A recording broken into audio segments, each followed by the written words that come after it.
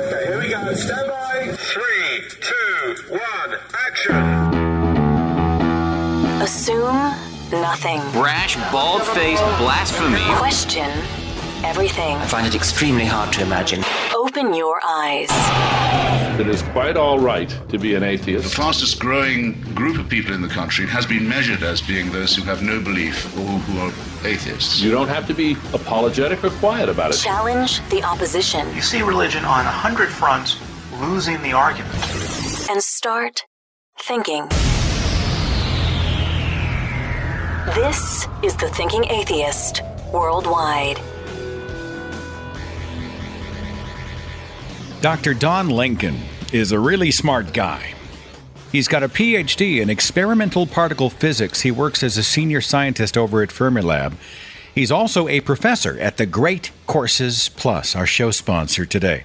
Now, Dr. Lincoln has a lecture series called The Theory of Everything, the quest to explain all reality. Now, it sounds intimidating, but Professor Lincoln makes the information understandable and accessible to the rest of us as the course gets into stuff like space-time and Feynman diagrams and the Higgs boson, multiverse theory, how we observe the cosmos, how we measure the cosmos using scientific tools, what we know, what we don't know, what we theorize about the origins and the properties of our universe. I really enjoyed the course. I think this audience will enjoy it. Right now, you can sign up for the Great Courses Plus and watch this and any of their over 8,000 online courses for free for 1 month using my special URL, thegreatcoursesplus.com/Seth. Stream to your phone, your TV, laptop, or desktop and learn something new today. Get your free month. You will love it. Sign up at thegreatcoursesplus.com/Seth.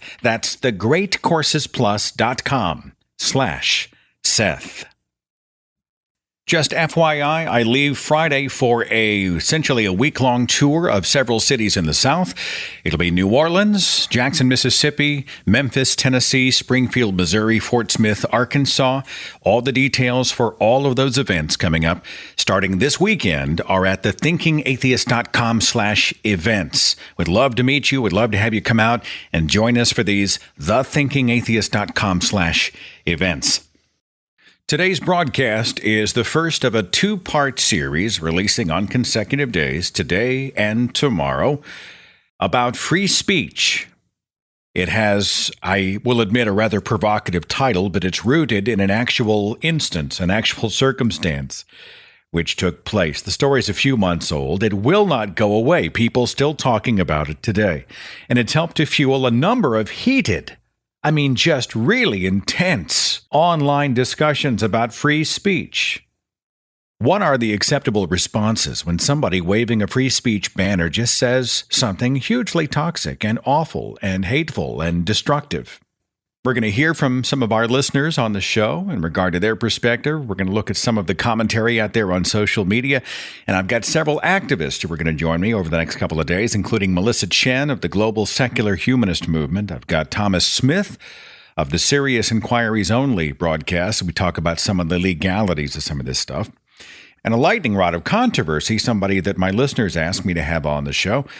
His name is Dan Errol. He's been on in the past, usually to talk about things like secular parenting or whatever. But lately, he's been saying some extremely provocative things on social media, advocating violence against Nazis. And so Dan and I are going to have a conversation about free speech and violence, where one ends, where the other begins. In January, far-right activist and the man credited with coining the term alt-right was punched in the head. It was the day of Donald Trump's inauguration. Richard B. Spencer, interviewed by a journalist on camera, right there as he's talking, out of the blue, an attacker just clocked him with his fist and sent the guy reeling. The whole event on video and went viral. If you haven't seen it, you can just go to YouTube, Richard B. Spencer punch, and I'm sure it'll pop right up. If you haven't seen it, you're probably one of the few because it's everywhere. And people are sparring, if you'll pardon the expression, over this punch. One side says he's a freaking Nazi. We should make him afraid to spew this kind of vitriol in public. And then the other side says even the worst ideas are protected. as free speech and expression under our Constitution. Here are a couple of clips, just some sound bites from Richard Spencer himself. This is an interview he did back in December of last year for Al Jazeera English, as he talked about white nationalism and his opinions on immigrants and immigration. I am not a white supremacist. I do object to that. Not only is it just a slur word, but it's not accurate. But you do think that white culture should be supreme in the United States? I think in the United States was defined by Anglo-Protestants, certainly at the beginning, but particularly after the Civil War, it was defined by this big European family. So America is a white country in terms of its rooted historical identity.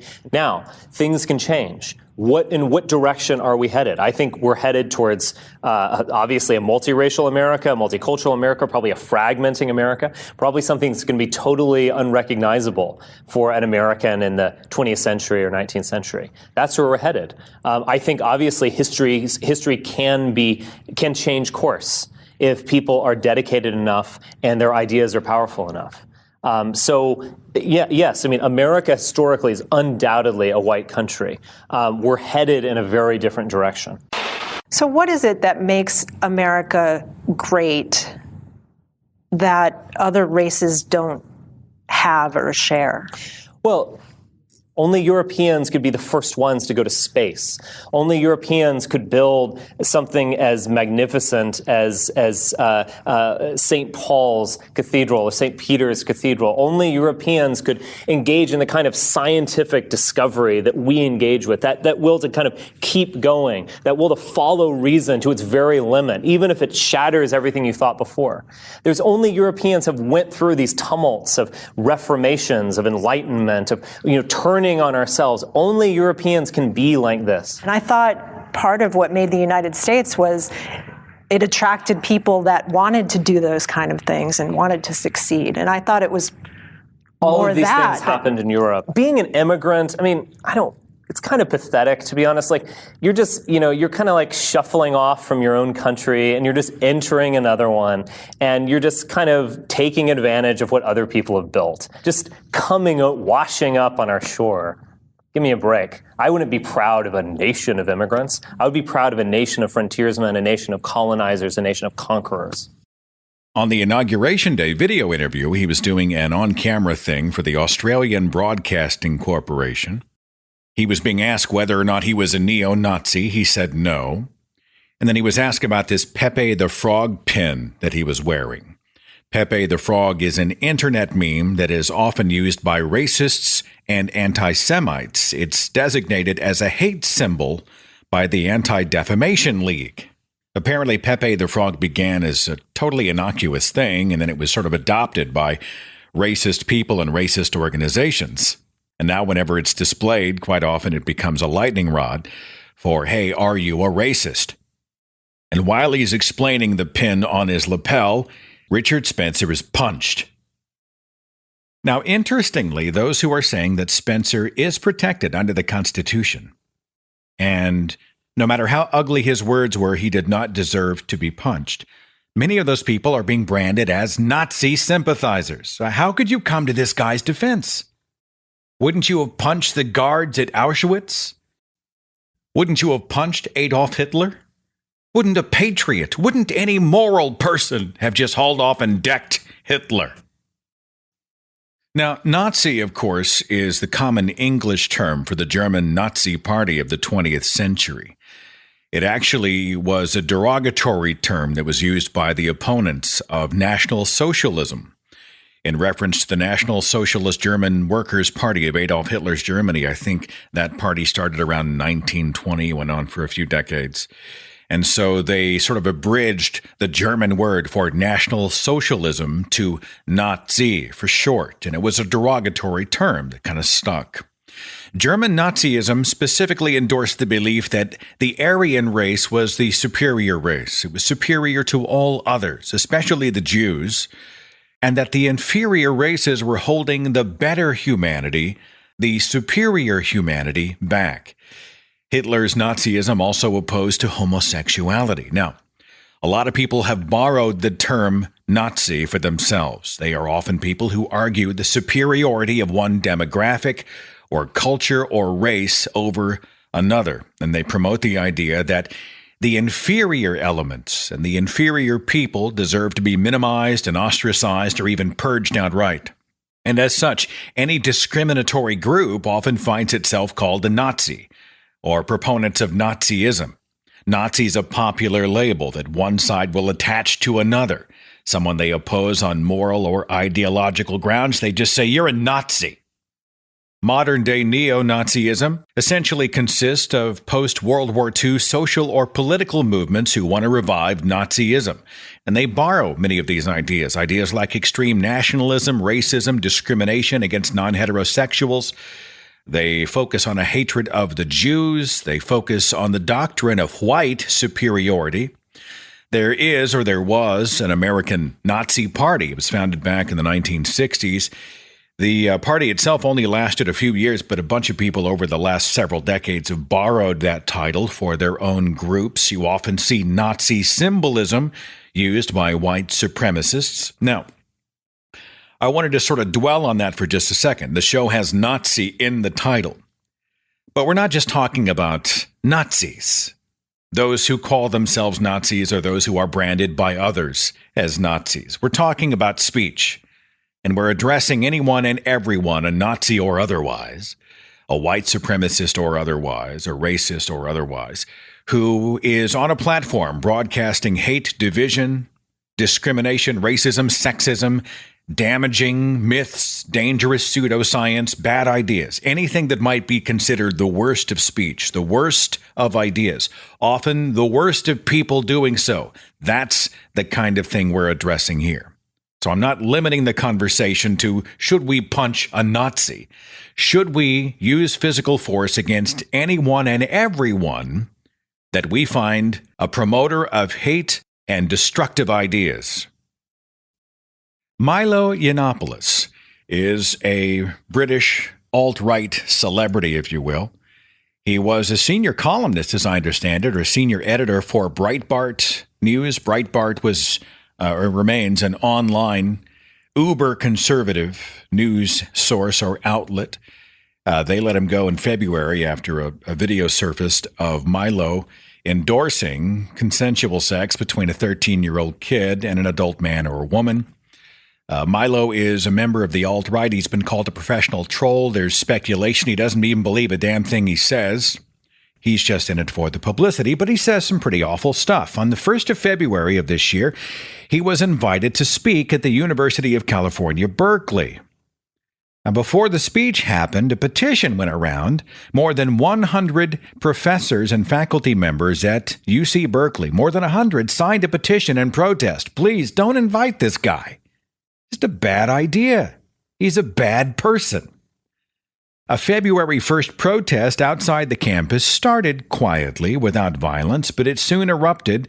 A smaller group sort of interjected and started setting fires, and they threw stones at the police, and they smashed property. When it was all said and done, over $100,000 worth of damage done. And again, the internet squares off. One side says it's completely unfortunate, it's counterproductive, the violence, the people turning on law enforcement officers, the destruction of property, this acting out, it's completely inappropriate. And the other side saying it's a natural byproduct of the outrage people feel over an invitation to such an outrageous character who does not deserve a platform. The riots are appropriate. They should be expected. This is the kind of shit that happens when you invite Milo Yiannopoulos. Another controversy at Berkeley, only recently, author and speaker Ann Coulter's speech was canceled over security concerns. The law enforcement in the Bay Area, they paid huge sums of money, upwards, I think, of $500,000, just for overtime and resources as they anticipated more violence over the appearance of Ann Coulter at UC Berkeley. And that's a cost absorbed by taxpayers, even though the speech itself did not take place. When we are confronted with the promotion of really bad ideas, hate, division, discrimination, ugliness, just a tragically wrong-headed person standing upon a very public platform, are we warranted to ramp up the intensity, even to the point of physical force? A fist to the face, a broken window, a stone thrown, a torch, a riot, to push these wrongs back toward obsolescence. I presented the question on social media. A few interesting responses. Jana said, "Is it okay to punch a Nazi? Define Nazi." Oh, wait, it must refer to anyone who has opposing views to you. Isn't that the truth? And somebody disagrees with you or you disagree with them, they just look at you and say, well, you're a Nazi. Philip says, when to punch a Nazi? Yes, always. Sean said, my father returned from World War II all fucked up because he was in Europe killing Nazis, you know? The assholes who killed 11 million people and tried to take over the world, and now we're giving these pieces of shit a platform to speak. I wonder if 60 years from now we'll be allowing Al-Qaeda and ISIS apologists to speak at Berkeley. Chris said, resort to violence only when the health and safety's at risk. Jacob said this, my point of view is, if it's okay to assault someone for having obviously horrible beliefs, then it should be permitted for all horrible beliefs. So think about this. If someone who believes abortion is murder, then they should have the right to assault someone who's supporting abortion rights. To that person, abortion is not only as bad as the Holocaust, but it's actually worse, since they believe that every fetus is a person, that there have been more killed since Roe v. Wade than there were in the Holocaust. Even worse, that kind of murder is legal in the U.S. So if it's okay to punch a Nazi, then it should be okay for a pro-life person to punch a pro-choice person. I say it's never okay to harm someone for expressing their opinion, no matter how toxic I may perceive it. Mark said, why bother risking breaking your hands on their thick skulls? Bullets are a far more effective and permanent means of dealing with Nazis. You can't oppress minorities when you're dead. And he continues, oh, and before my Facebook notifications box is overflowing with condemnations from pacifists lecturing me about how killing is always naughty, naughty, naughty, let me point out that the right doesn't take your commitment to nonviolence at all seriously. They're not impressed by your acts of civil disobedience. If anything, they appreciate your doing nothing but singing "Give Peace a Chance" as they or their buddies in law enforcement curb stomp your heads into the pavement. Indeed, they find it very amusing. The only reason we're still dealing with racism, sexism, homophobia, and other forms of intolerance is because there are no substantial consequences for being a bigot. They're not afraid of us because they know that won't stop them beyond waving signs and chanting slogans. If you want to stop the right's political agenda, you have to make them afraid of the left. You have to hurt them badly enough that they're afraid of rousing your wrath. You need to stomp on them each and every time they poke their heads out from under their rocks, or they will take the opportunity to slither out and undo all that you worked so hard to accomplish. Save your compassion for those who need and deserve it. The right certainly doesn't. George said, this is not about disagreement on views. This is about some people advocating for the literal extermination of categories of people. We've seen what happens when those particular views are allowed to spread. That can't happen here. People said the same thing about Trump getting elected. We don't need to rehash the whole maybe genocide is good argument ever. That's an idea that every civilized society and every reasonable person can agree is bonkers and not worth considering. If someone insists on bringing that possibility up, then they aren't interested in hearing anything else. I'd rather make an exception to the whole can we all get along and punch a Nazi than risk that idea for having been mistaken for having been accepted. You know, going through the social media comments along this line and seeing some of the emails in my inbox, I'm not really tracking with this idea that not resorting to violence in some way means I'm surrendering or declaring that it's all relative and, hey, what's true for me may not be true for you and all ideas are on a level playing field and I accept you, you know. The idea that I'm not swinging a fist or a bat in your general direction somehow means I support or at least accept your premise and your idea and your platform. So I hear George and other people apparently going along those lines. Hey, you can adopt a kumbaya, let's all buy the world a Coke mentality where you sit around and sway back and forth looking at the stars and expect the world to change, but that's just a fantasy. And that's not what I'm saying at all. I mean, they're making a huge leap between not resorting to violence and being mute and silent and weak and passive. I do not get it. Let's see what our listeners have to say on the switchboard. Area code 724, you're on the Thinking Atheist Radio podcast. What's your name? My name is Roger. We're talking about free speech and the response to bad speech. What's your perspective? I think that the Constitution, at least as far as I can still gather, gives us the right of free speech. And that means good ideas and bad ideas. But there isn't any way to determine what is a good idea and what is a bad idea unless you are talking about the marketplace of ideas. I think violence is not a very good thing to do. You think it's counterproductive in the short and long term, or what do you think? Well, if you take it to its limit, free speech with, let's say, the Islamic perspective of certain kind of cartoons, we're against that. At least I think we still are against that. We can protest, but we certainly can't give a violent reaction. Otherwise, we're not any better than those that we say we are against. But a protest is completely different than violence. And, as far as like punching Nazis, as far as I can tell, that certainly is counterproductive. We can't really run our society on the fact that I don't like your idea, therefore I'm going to go punch you for it, or I don't like your idea and I'm going to pick up an Uzi and, shoot you for it, or I don't like your idea, I'm going to hit you over the head. That's not what this country was built on. Do you feel like speech can be threatening? I mean, if someone says something where they say that you as a race or a culture should be wiped out, do you consider that to be some kind of threat that deserves a physical response? I don't think that any idea on its own is a threat that demands a physical response. Ideas are only ideas.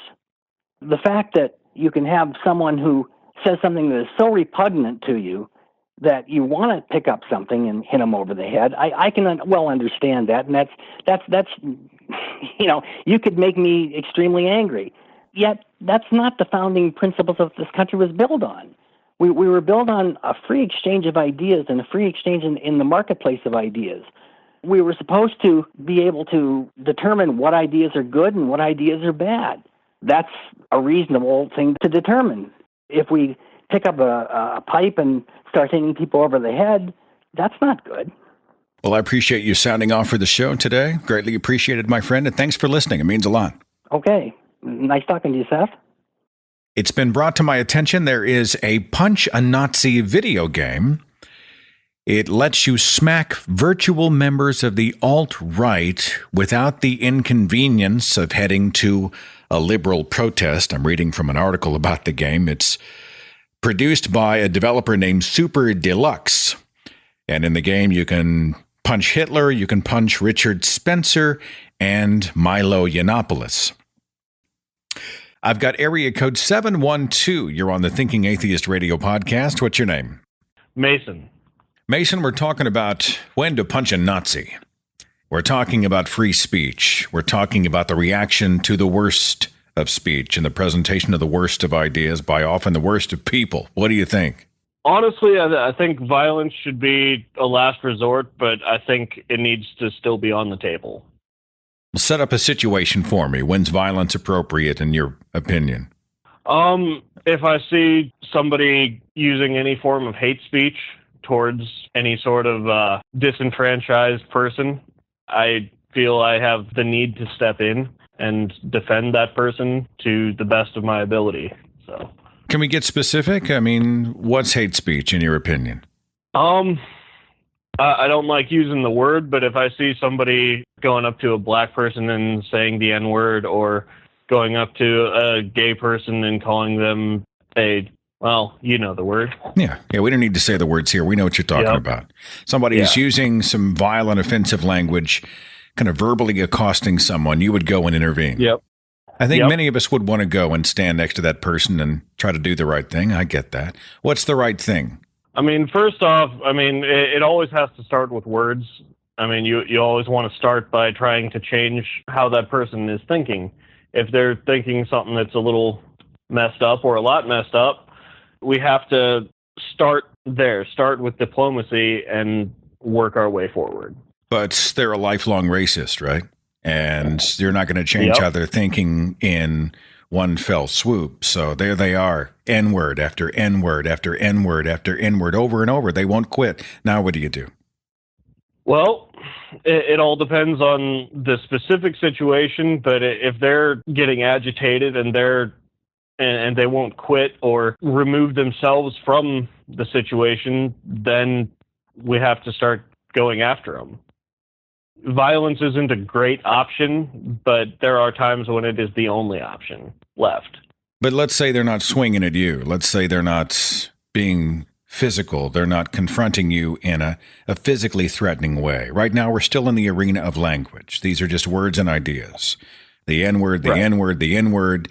Do you instigate with violence? Do you just strike them across the face or get in there, push them back? Do you start that, or do you wait till they become physical first? Personally, I like to think that I would wait, but I really don't know unless the situation is in front of me. I mean, everyone has their own breaking point, And if somebody is making someone else feel unsafe, making somebody feel that like they can't walk down the street, if they don't feel that they can even exist in society, I don't see how that's not violence. I mean, it's words, but it's violence to that person. So if you run across somebody who wants to remove Jews from the face of the earth, or they just dislike Jews, when does the threat start? When does I despise you and I hate you? When does that become a physical threat that you have to defend yourself against? How do you gauge that? Honestly, I can't really tell you. I mean, it's just something you can feel in the situation. The demeanor of the person who they're going after is going to change. I mean, you're going to be able to see that they don't feel safe anymore.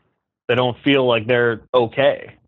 What if this person hates Jews, but he doesn't confront somebody on the other side of the street and you run to the rescue? What if they're standing in front of a video camera, a television camera, a radio microphone, and they're saying, I hate Jews? Does that person deserve to be decked, or a physical response in some way? I mean, is that an incitement of violence? As long as it stops there, no. I mean, that's not inciting violence as long as they're not trying to recruit other people to cause violence. So if they perceive then that they think that my hate is at any moment going to translate into me getting violent to them, they can preempt the strike.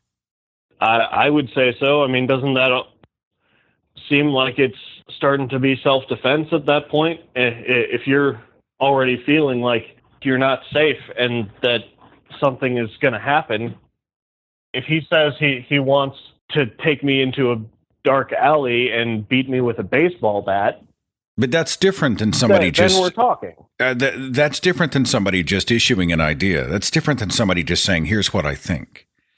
I'm going to kick the shit out of you is different than I don't like you, or I think you're beneath me, or, some whatever untoward idea they might have. There's a difference between saying, hey, I'm going to kick your ass. I'm going to make you pay. I'm threatening your life or your safety. There's a difference between that and saying, I just don't like you for whatever reasons I brought to the table. And I think that's the distinction I'm trying to make on the show is, if the KKK holds a parade in the street, they are proffering some of the worst of ideas. Do they deserve a physical response by the anti-racists who show up with, baseball bats and brass knuckles and just say it's on, right? The KKK, we need to make them afraid to even promote these horrible ideas. And I think that's the distinction I'm trying to define here, if we can. How do we know the difference? How do we know where the line is drawn? This subjective line that's different with every person, right? I think it's fairly safe to say that the line is drawn with humanity. I mean, a racist doesn't see a black man as human. They don't see Jews as human beings. I mean, we have to make that distinction. I mean, there's a difference between standing up for groups of people and standing up to try to exterminate those people or to say that they're less than human. Well, there's a difference between saying someone is not human and saying that they're inferior. I think there are some racists out there that are like, yeah, they're people, but they're lesser people. I mean, there are those who don't completely dehumanize. I'm not trying to excuse or equivocate, but I'm saying that. Trust me, my U.S. congressman is one of those people. But when the U.S. congressman says or implies something unfortunate like that, when you see him at a rally, is the proper response to make him afraid to even utter the words because you might carry out physical violence against him? I would say the proper response to him is vote him out. I mean, we need to make it so that these types of people don't have platforms. They can have a platform, but we don't have to give it time. Like, we don't have to give them the time of day that they use, you know? So using a form of expression, meaning the expression of you at the voting booth, and you promoting better ideas and perhaps a better candidate to remove the bad candidate with the awful ideas. You would be working within a system of laws and a process to be able to get this person out of the picture, but you would be able to do so without violence in that instance. Right. And I started by saying, I mean, we have to make violence the last resort. You realize the minefield it is, though, because, I mean, if everybody's drawing their own line as to where that moment is. Yes, I do, and I wrestle with it still, but I just don't think that if somebody's calling for the extermination of an entire group of people, we should let that person keep talking if those people are afraid of them. Do you think there are such things as violent words? Well, I mean, in this country, we've already established that words can be violence. I mean, we prosecute people for domestic abuse. Even if there's no actual physical abuse, it's still violence.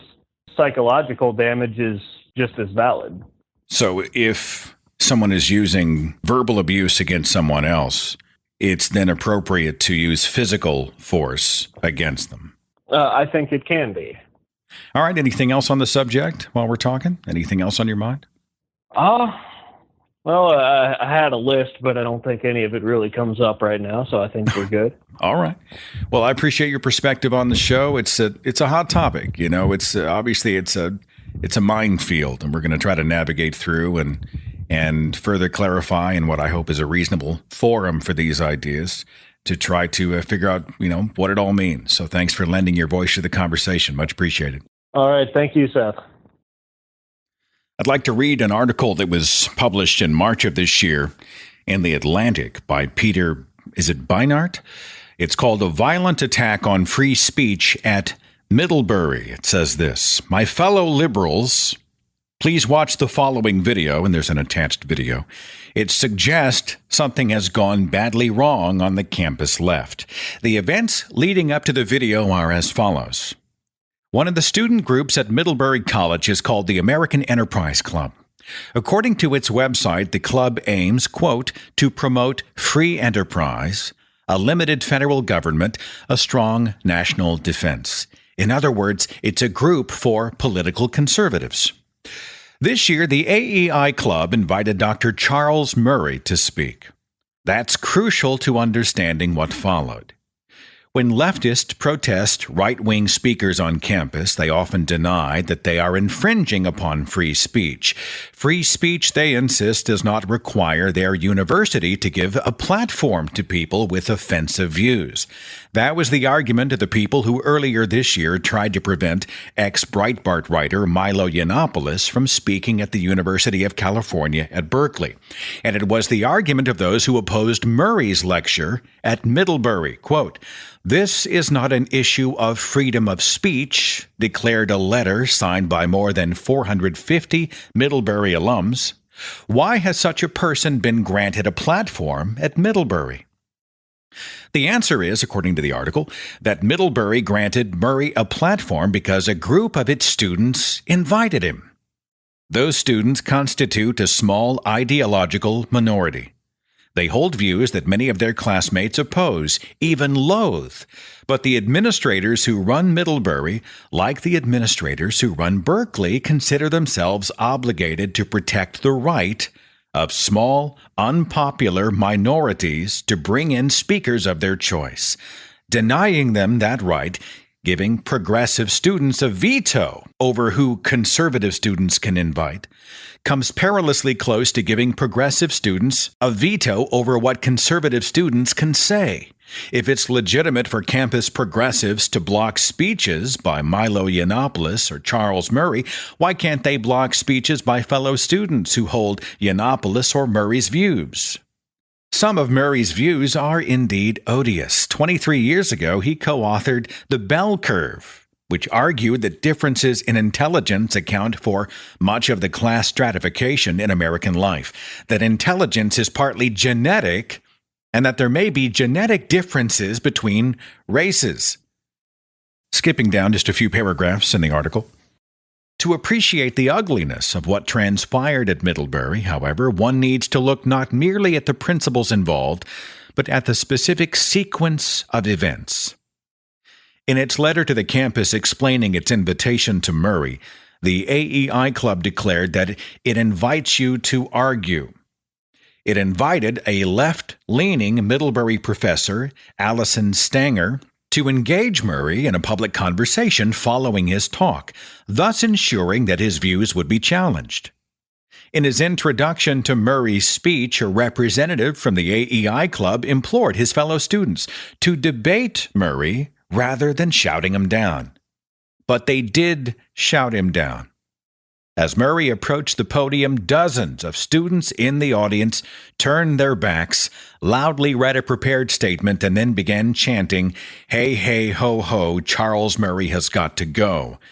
Your message is hatred. We cannot tolerate it. Charles Murray, go away. Middlebury says no way." And finally, shut it down. Here's the audio of just a few seconds from that protest.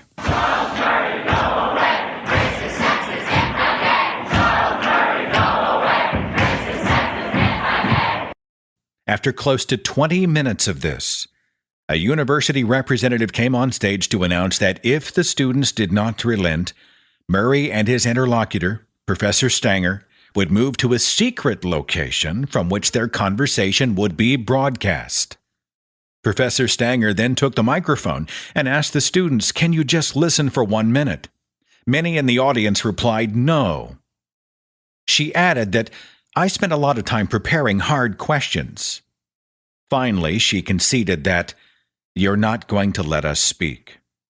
As the university representative announced that Murray and Stanger would move to a different location, the crowd began shouting, "Where are you going?" Somehow they found out, because when Murray and Stanger finished their dialogue, they found themselves surrounded by protesters. The protesters, some of whom were wearing masks and may not have been Middlebury students, began pushing them. When Stanger tried to shield Murray, according to a Middlebury spokesman, a protester grabbed her hair and twisted her neck. Murray, Stanger, and their escorts made it to a waiting car, but the protesters pounded on it, rocked it back and forth, and jumped on the hood, according to the New York Times. One took a large traffic sign attached to a concrete base and placed it in front of the car to prevent it from leaving. Finally, Murray and Stanger got away. They'd planned to eat dinner at a local restaurant, but upon learning the protesters planned to disrupt their meal, they left town altogether. Stanger later went to a hospital where she received a neck brace. This is not a tale of university cowardice. To the contrary, the Middlebury administration took extraordinary measures to ensure that Murray could speak. And in a letter following the incident, President Lori Patton declared that in their response to Murray's speech, some Middlebury students, quote, failed to live up to our core values. She publicly apologized to Murray. The article finishes, "Still, that's not enough.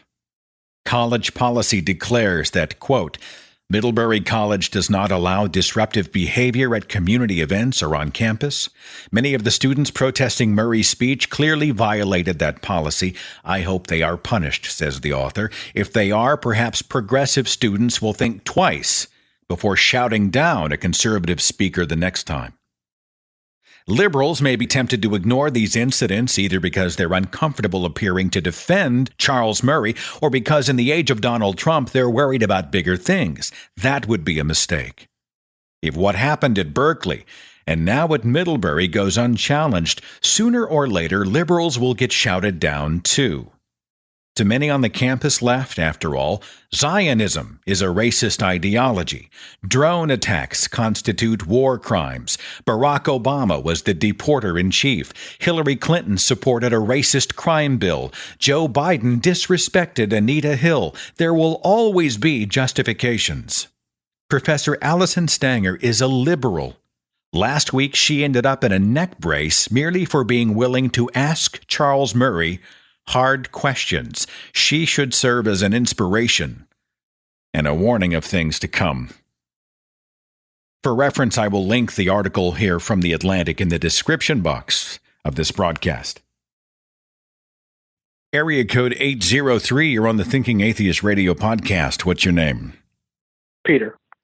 Peter, we're talking about free speech and an appropriate time, if ever, to punch a Nazi or somebody you feel is a purveyor or promoter of bad ideas, bad speech, even threatening speech. What's your perspective? I don't really see any problem with doing it. I don't really see any problem with hitting them. I don't think it's a form of censorship, more as it is consequences. Like if you say this, get ready because you've got it coming. Yeah. I mean, look, you and I both live in the South. You live in, what, Oklahoma? Mm-hmm. I live in South Carolina. We both know that there are consequences for us coming out as atheists, which can include things like losing our jobs and other things, alienation. Why shouldn't there be consequences for their bad speech and their bad ideas? What if those consequences are, in fact, illegal? I mean, we're talking about assault. Is it still appropriate? I think so, but I also believe that the ends justify the means. So somebody looks at you and says, you know what, you're an atheist. And the words that come out of your mouth offend me. I just think you're repulsive to me. Would somebody then have the right to go after you? I mean, a fist to the face? Somebody punched you out. Would you think that was appropriate? You know, you had it coming, right? I could try. I'm not going to say that they don't have the right to do it. I mean, they can try. You're not worried at all about the laws against... I think what I'm trying to figure out is, how do you draw the line? How do you decide when the letter of the law can be ignored because it's justifiable physical force in response? Well, I think that has to do with the points of self-defense. I mean, some people could see that getting rid of the hate speech is self-defense. They're defending themselves and what they believe in. And when it comes to self-defense, those laws are not as clear as simple assault laws are. So for you, verbal assault is the same as physical assault, then? If someone was saying something ugly, something hateful, that to you could be considered a verbal assault? Yes, but like everything, there's nuances. So let's say you're standing next to somebody else who has a different perspective on what is offensive, what is hateful. Between you two, how do you decide when physical force starts? That's a personal point. You have to decide if it's worth it. Because like I said, we both know that there would be consequences. You have to decide if the consequences are worth your actions. Okay. So if you punch the Nazi or the white supremacist or the racist or the sexist or whoever, what happens next? I mean, what's your expectation? Well, first I expect the cops to be called. No, I mean, before the cops get there, do they strike you back? Do you continue to hit them until they're unconscious? Do you incite other people around you to join in? I mean, what's the move? Well, no, you only hit them until they get off of you. That's once again what I was saying about the laws for self-defense and the laws for assault. If you hit them, I'm not talking about somebody who's coming after you physically. I'm talking about someone who is flapping their gums. They're using words. So he's not physically on you. And he's not grabbing you by the shirt collar. He's not wrestling you to the ground. He's not punching you. There's no physical contact. Right now, we're in the arena of words and ideas. So if someone's speaking in an ugly or hateful way, you're saying that could be considered assault, even verbal assault. Am I tracking here? Yes. And you make a subjective decision as to when you just land the punch. Even if it's the first punch, the first blow can come from you. You find it appropriate. I do. And after the first punch, what happens? What do you expect them to do in response? I don't know. I guess it would depend on the person. What would you do if you'd just been punched? What would you do if you were saying something someone else didn't like and they decked you? How would you respond? I'd fight back. So you return fire, so to speak. Yes. And then what happens? We're talking about escalation. We're talking about essentially a fist fight in the middle of a public place, wherever that happens to be, or even a private place. The response is going to be for them self-defense, physical self-defense, because you struck first, correct? Correct. Would that not be appropriate if they felt their physical safety was in jeopardy? No, that would be appropriate. So then you strike them and they strike you back and you both have come to blows. Then what happens? I don't know. I mean, what is solved by striking the guy in the face or wherever and having a fist fight erupt out of what was a disagreement of ideas? What is accomplished at the end of the day? Are you trying to make them afraid to open their mouths the next time? Will you create a martyr if they feel like because they were attacked, they are now a victim and they can play the victim card? What happens once you land the first punch and they respond with another punch? Well, let me see. I do think it would end up with a fist fight until somebody breaks it up. And as to whether it would solve anything, I don't know. But I do think that there's a certain point where words and being rational fails. If they call the cops, I mean, what do you say to them? Me, I would personally say, he said something that offended me. I felt that I was in danger. You were in danger from his words? Yes, because words can lead to actions. But had he acted yet, or was he just telling you what he thought? No, he wasn't. He hasn't acted yet. Okay, so he has not yet acted in a way that was harmful to you or put you in physical danger. But you anticipated that at any moment he might. Yes. Any other thoughts on this?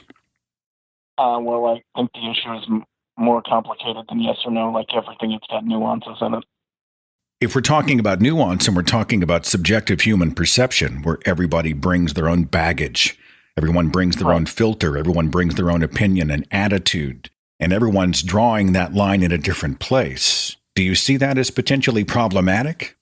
What if someone draws the line way, way over here at the beginning, where all they have to do is see someone they think is an agent of hateful ideas, and just the sight of them causes them to feel threatened and they go and throw a punch? How do you decide where the line's going to be drawn in a civilized culture that is managed with a rule of law? How do you decide where the line is drawn? That's what the law is there for. But you just broke the law. Yes, and I have to live with the consequences of that. Okay. Once again, I have to balance whether it's worth me breaking the law and going to jail to let this guy get away with saying whatever they're saying. So for you, it's a cost-benefit thing. I mean, you're willing to take a ride downtown, you're willing to spend a night in jail as long as the message is delivered that your hateful speech will not be tolerated. Yes. All right. Well, I appreciate you sharing your perspective on the radio. Much appreciated. Thank you. You have a nice day, Seth. Coming up in just a second, I'm going to talk to Melissa Chen. She is one of the editors for the Global Secular Humanist Movement site and organization. She is a computational biologist, the product of MIT, and has worked for Harvard. She's an activist and an atheist, and she has been out there on the front lines of many of these discussions in regard to what is hate speech, what is free speech. I'm going to talk to Melissa Chen, and we're going to get into the story of the recent investigation by police in Ireland against Stephen Fry for breaking blasphemy laws. What the hell's going on? They're going after Stephen Fry and others. We're going to talk about that and a whole lot more on the other side of this. Hang on.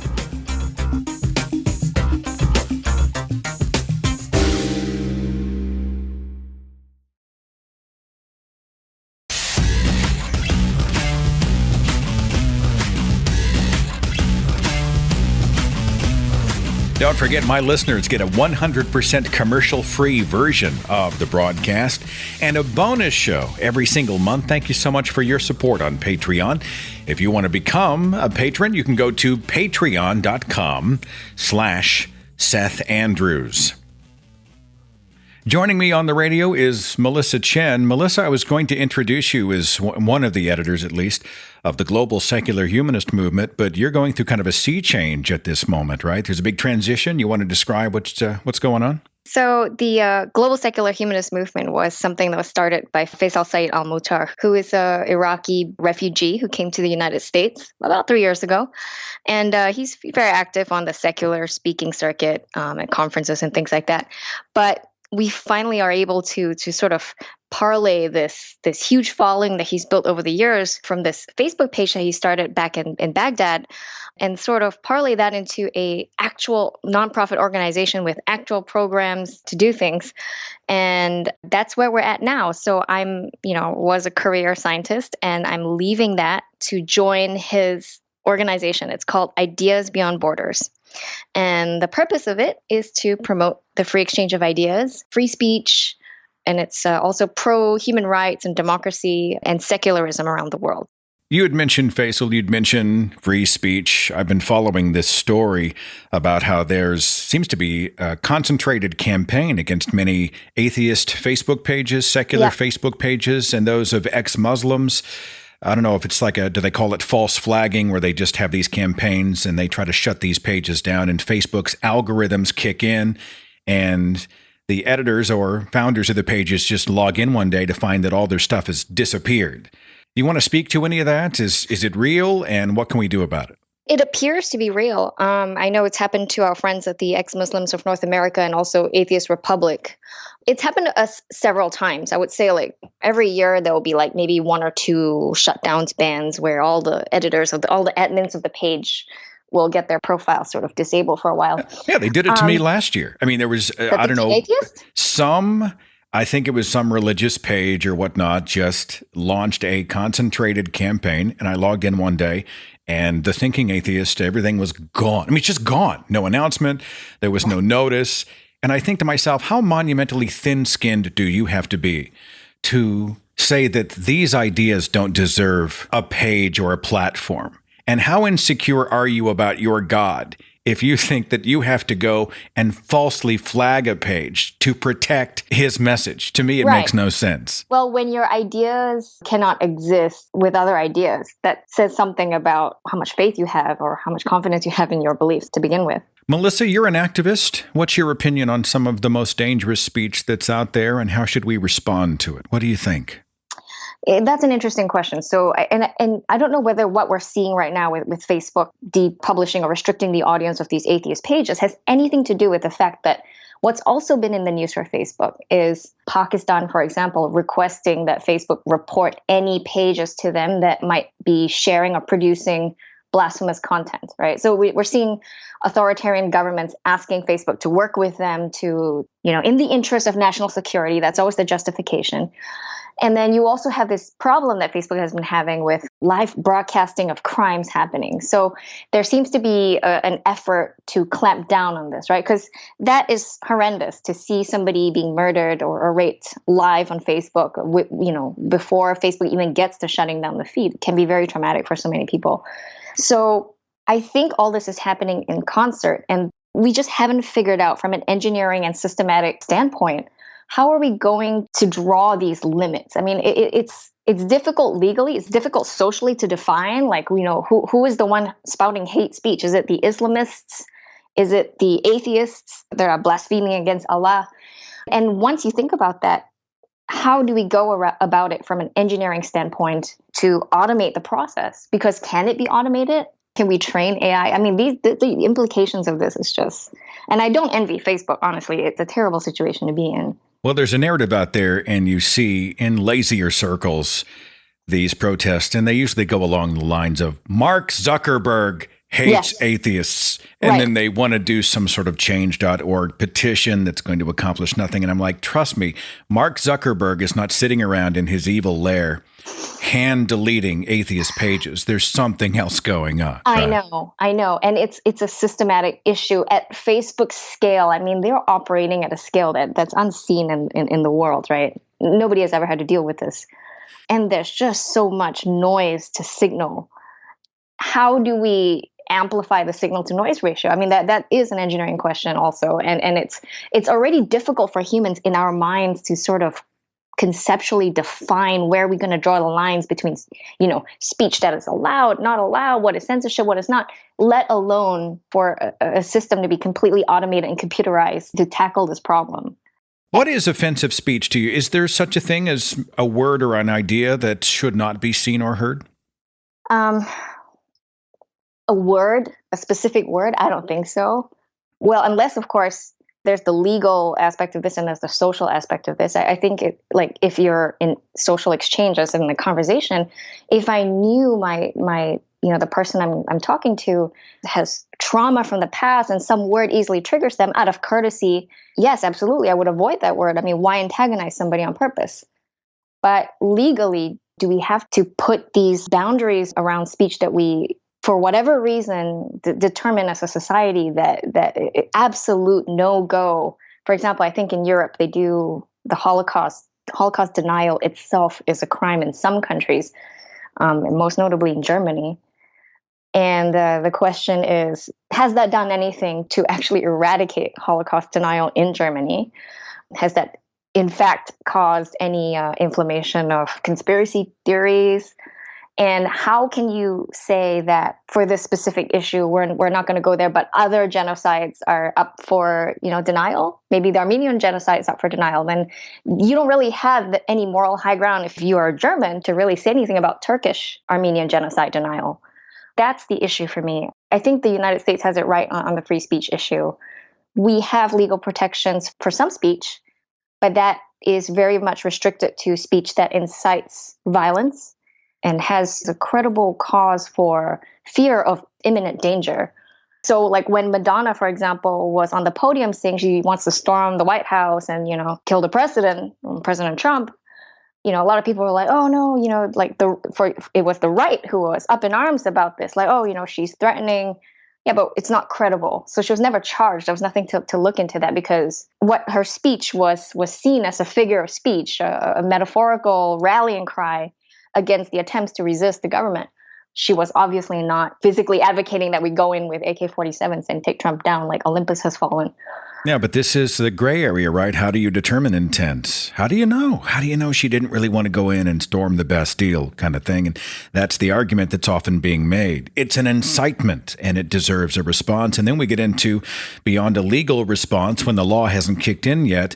What about a cultural response? This is good people keeping other people in check. It's a necessary evil, if you will. Do you want to speak to the use of violence against those who are the promoters of hate?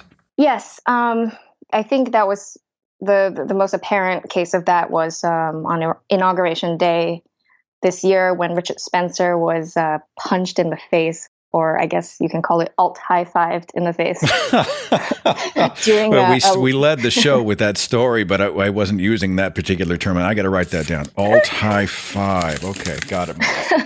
Yeah, that was sort of the lightning rod for the whole rest of the conversation, sure. It was, it was a live interview. It was broadcast, went viral, and it triggered an internet-wide debate about the moral philosophy of punching Nazis, which I think was really interesting.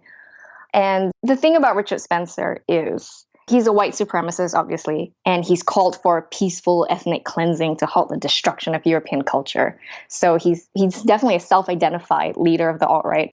But regardless, this one picture, this live feed of this person just sucker punching Richard in the face. Don't get me wrong. It's very hard not to acknowledge this glee on a very visceral level of seeing someone who espouses views as abhorrent as Spencer's getting punched.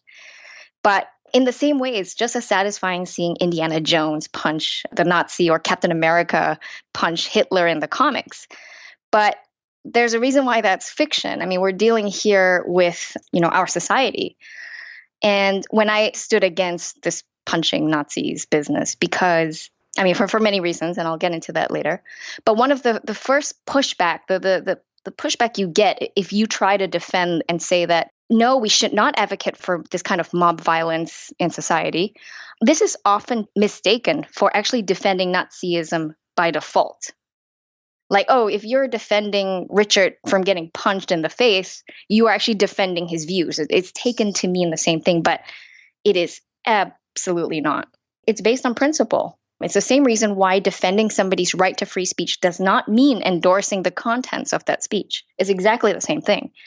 And one of the arguments I heard was, oh, we live in an age where people are trying to normalize white supremacy, racism, and Nazism. Yes, but punching back merely normalizes violence. And that's dangerous. That's what's not worth the glee of seeing Richard getting punched in the face. So I'll play devil's advocate. Emma, these people aren't going to respond to reason. They're not listening to reason anyway. I mean, if they're not going to change their minds and we can't reach them in the arena of language and ideas, then physical violence, well, that seems the natural next step, right? Well, the first question for me, if somebody says that, is, how does punching somebody, does it physically dislodge the racist idea from their skull? I can't see how that works. But I think the sort of reasoning behind that is more that, we want to make the environment or the climate so unwelcoming, so intolerant to these ideas. And punching Richard is a way of showing that he's just not welcome anywhere in society. I think that's what they're trying to justify. But my question to them is, mob vigilantism is basically this, it's a powder keg. You really don't know when it's going to blow up in your face. And further, there's other nonviolent social mechanisms that can make life very difficult for somebody with views like Richard's. I mean, think of the gay rights revolution, right, that happened in this country. We didn't have to punch people who practiced homophobia, who was against the existence of gays or trying to make lives they were extremely homophobic, and, they didn't have any civil rights. They had no right to marry who they loved.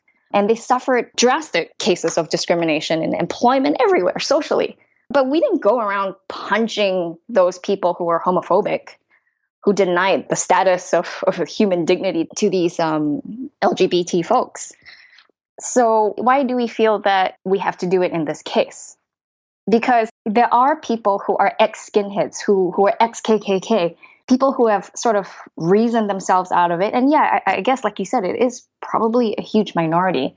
But I'm not sure if we can cling to this idea that everyone is just hopeless, because then we will never see people that step away from indoctrination, whether it's religion, whether it's Islamism. Someone like Majid Nawaz, he managed to get out of it. Why won't we give people the benefit of the doubt that reason or some sort of other, processes can actually help them step out of their view? Because you're going to just punch everybody in the face like that, then we're basically condemning them and saying, there's no hope for you. You can't be reasoned with at all. That's not a very charitable view of humanity. That's not a very humanistic view of humanity. Melissa Chen, any final thoughts before I move on? Anything left to add on free speech and the response to bad speech? Yeah, the thing that really gets me about mob violence and the danger of it is just the vigilantism is about groupthink and herd mentality. And when we subvert due process, it becomes very dangerous because, is this really a society that you want to live in? I mean, imagine how it can be used to settle personal scores. You start seeing similarities also between Islamists and these Antifa people who say, it's okay to punch Nazis on the streets like that. Because what happens is they're now conflating speech with violence. And they're saying, okay, this is so hurtful. The consequences are so bad, whether it's blasphemy, apostasy, or just the consequences of spreading these racist ideas, that it's so dangerous that the speech itself, so you're preemptively, before any actual action has taken place, you're saying that this speech must be met with violence. And there are similarities there in how these Islamists and also, these people who are cheering on or are actively wanting to punch Richard in the face that's the world that they're advocating for, and there are similarities there. That should give them pause. Melissa Chen, who in just a few days will be entering that new endeavor over at Ideas Beyond Borders. Do you guys have a website yet, or does that come later? Or that will come later. Well, I'll make sure and throw some links out when you guys go live and all the dust settles. Let us know how things are going. You know, obviously we want to be about ideas, but we also like to see those ideas translate into action. And I know that you and Faisal and so many others have been out there really working to try to promote better ideas. Melissa Chen, thanks so much for joining me for the show and for your perspective. Greatly appreciated. Thank you so much, Seth, and thanks for all that you do with the Thinking Atheist. So the story broke at the first part of May that in Ireland, somebody had seen an interview that Stephen Fry had done back in February of 2015, where he had been pretty tough on the idea of God. He was asked, "What would you say to God if you had the chance?" And Stephen Fry's response was brilliant. Here's the clip. Suppose it's all true, and you walk up to the pearly gates and you are confronted by God. What will Stephen Fry say to him, her, or it?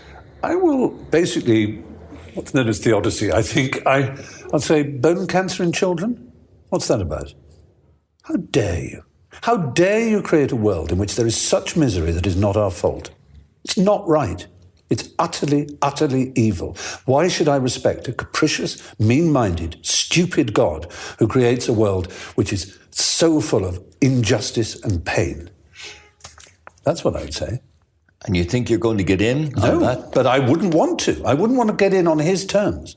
They're wrong. Now, if I died and it was Pluto, Hades, and if it was the 12 Greek gods, then I would have more truck with it, because the Greeks they didn't pretend not to be human in their appetites and in their capriciousness and in their unreasonableness. They didn't present themselves as being all-seeing, all-wise, all-kind, all-beneficent. Because the God who created this universe, if it was created by God, is quite clearly a maniac, utter maniac, totally selfish. We have to spend our life on our knees thanking him? What kind of God would do that? Now, somebody who asked to remain anonymous found that response was offensive or blasphemous. And Ireland has a Defamation Act. The Defamation Act of 2009 says a person who publishes or utters blasphemous material shall be guilty of an offense. Well, good luck nailing that one down. Good luck determining where the lines are drawn on that particular statute. What's an offense? The video's been seen on YouTube more than 7 million times. I'm wagering those numbers go up even now after all of this insanity, all of these headlines. The complainer telling police he believes Stephen Fry had committed criminal offenses under the Defamation Act. Police have dropped the charges. They said there was a lack of interest. Go figure.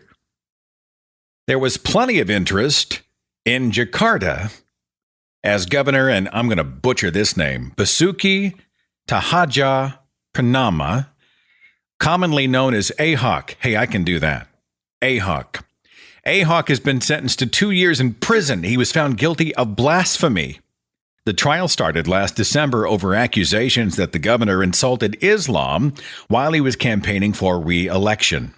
He apparently quoted a verse from the Quran last year, attempting to prove to his supporters that there were no restrictions on Muslims voting for a non-Muslim politician.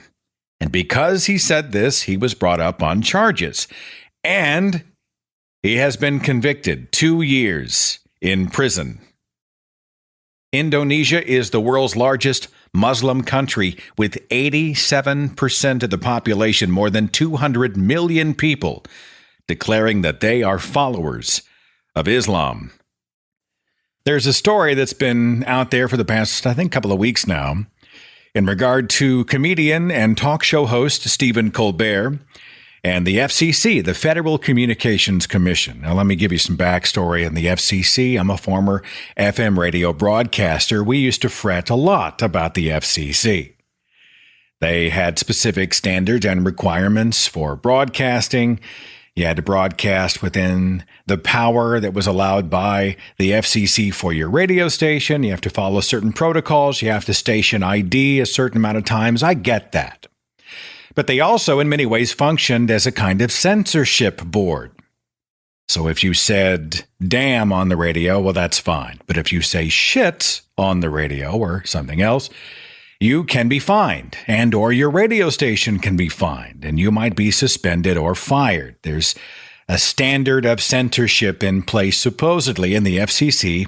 If somebody complains to them, can come after you.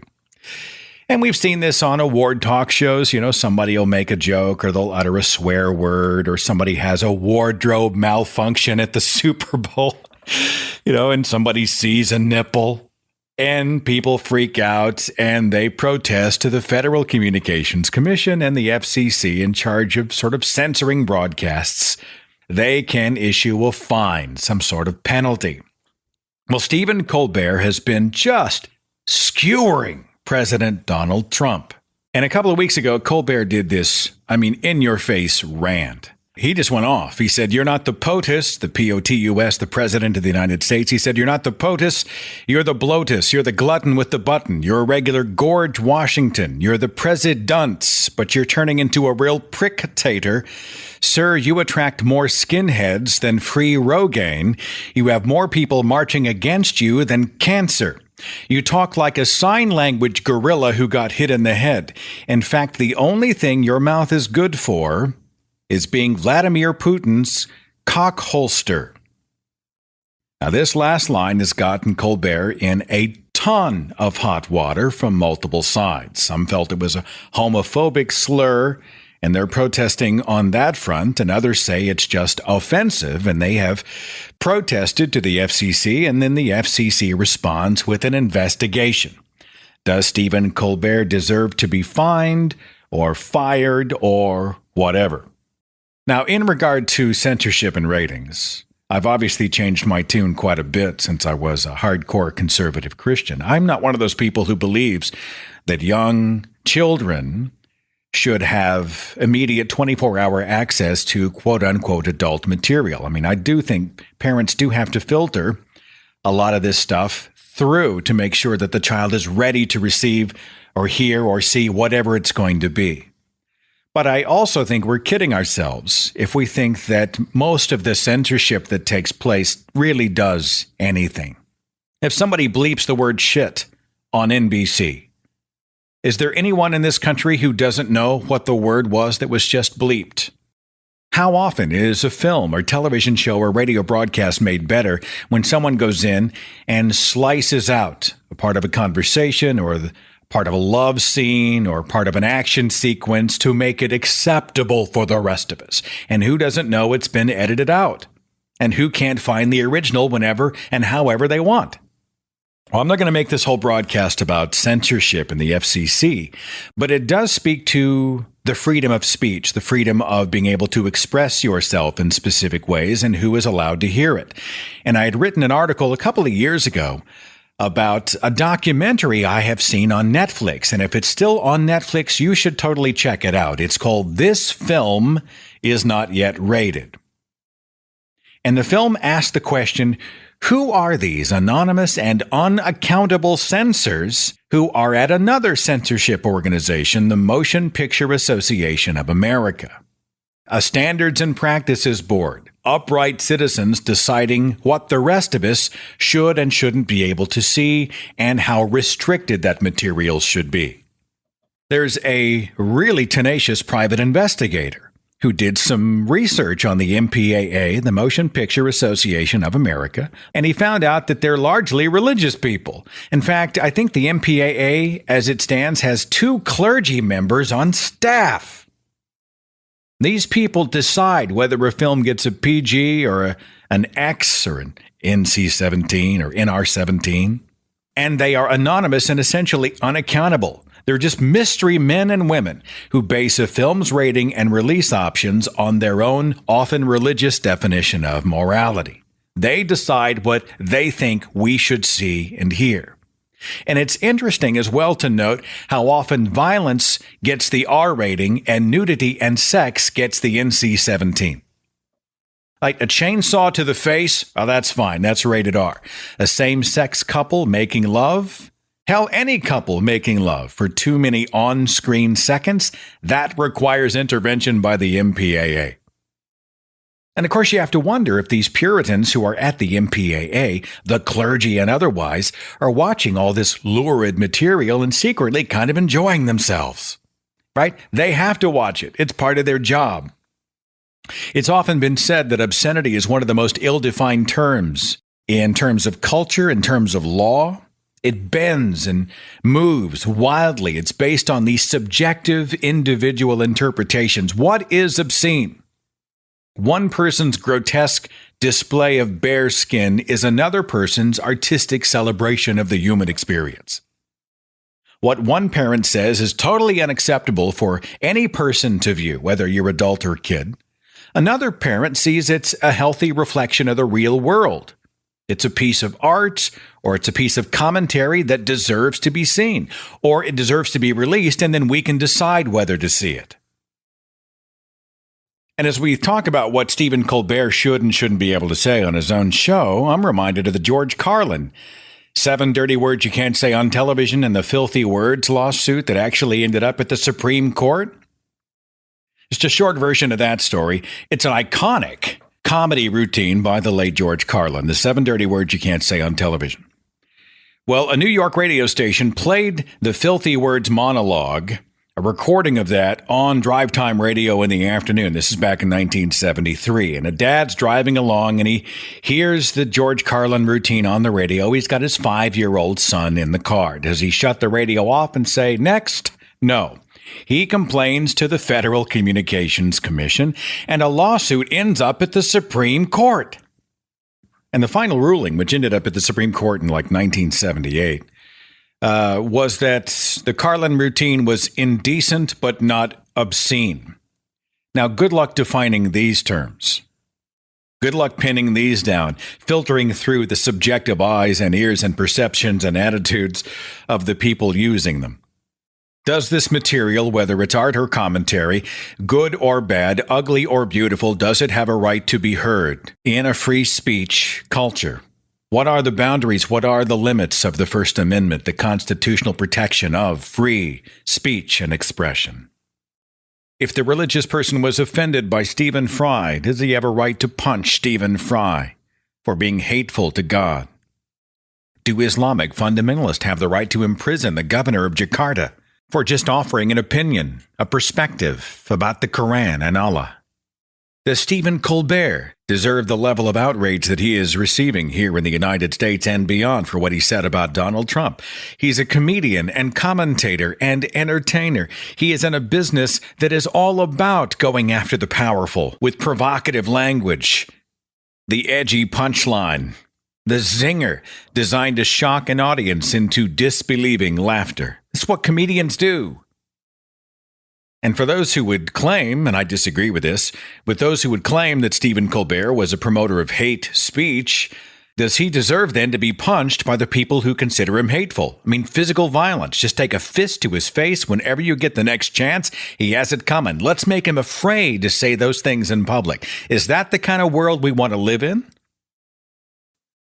Tomorrow morning, part 2 of this discussion releases. And the very first interview, the very first conversation is between myself and an atheist activist named Dan Errol. And Dan thinks, yes, we should create a culture, an environment where those who promote hate speech should be scared to open their mouths in public, and that sometimes a physical response is appropriate to what he terms violent speech. I'm going to speak with Dan Errol about these perspectives. Plus, I'm going to talk to Thomas Smith with the Serious Inquiries Only podcast. More of your emails and phone calls for the broadcast. The conversation continues tomorrow on part 2 of When to Punch a Nazi, a conversation about free speech. Thank you so much for listening. Follow The Thinking Atheist on Facebook and Twitter. Watch dozens of original videos on the Thinking Atheist YouTube channel. And visit our website for resources, links, contact information, the editor's blog, and more. thethinkingatheist.com.